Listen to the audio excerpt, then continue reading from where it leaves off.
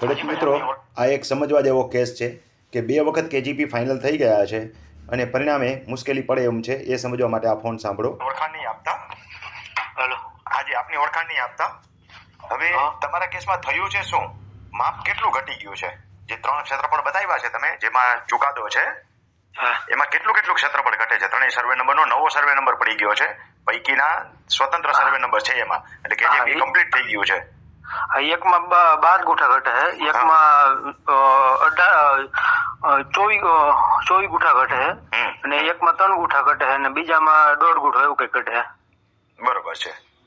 વધુ ઘટે છે એ 24 ગુઠા થયું ને? હા. હવે જમીન છે ક્યાં?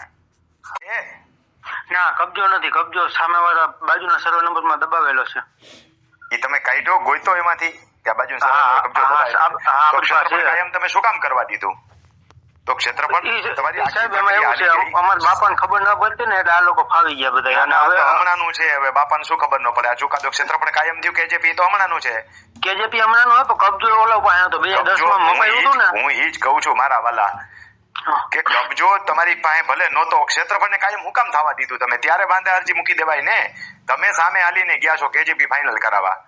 જો એ વાત સાચી તમારી. તો તમે એડવોકેટ છો ને, પ્રેક્ટિસ કરો છો, તમારી પાસે ડ્રાફ્ટિંગ માંગ્યું છે તો રેવન્યુ નું કરો છો કે નથી કરતા? ના, નથી કરતો સાહેબ. તો રેવન્યુ ના કોઈ જાણકારને પૂછાય ને પહેલા. આપણે રેવન્યુ નું ન જાણતા હોય તો, કારણ કે આમાં તમે શું થયું ખબર છે? મૂળ માપણી થી તમારામાં કબજો હતો નહીં, એટલો ઓછો હતો. હું સમજુ છું ત્યાં સુધી. એમાં ખોટું હોય તો મને કહેજો. જેટલું સમજો એટલું તમને કહું. ના, બરોબર છે, તમે સાચા છો.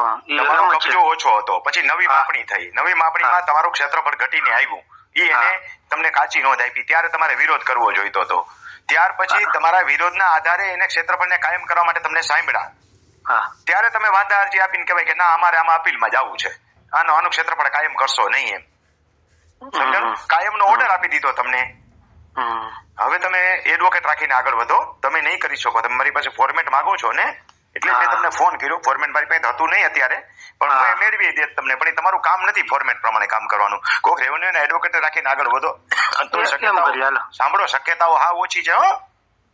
એ તમને અગાઉથી કહી દઉં કે આમાં તમારી ફેવરમાં આવવાની શક્યતા ઓછી છે, એટલે તમારે જેટલો ખર્ચો કરવો એ સમજીને કરજો.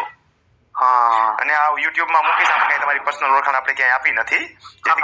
બીજા ભાઈઓને ખબર પડે કે રોગ અને છે ને, જો કજિયો અને રોગ એને થાતો ડમાય.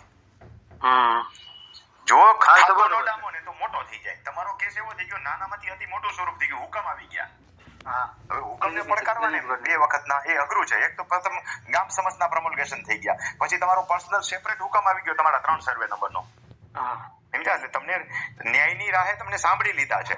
હજી તમને સાંભળવાની તક રહે, પણ રિઝલ્ટ ઓછું આવે. ભલે ભાઈ. ભલે, વાંધો નહીં. આવજો.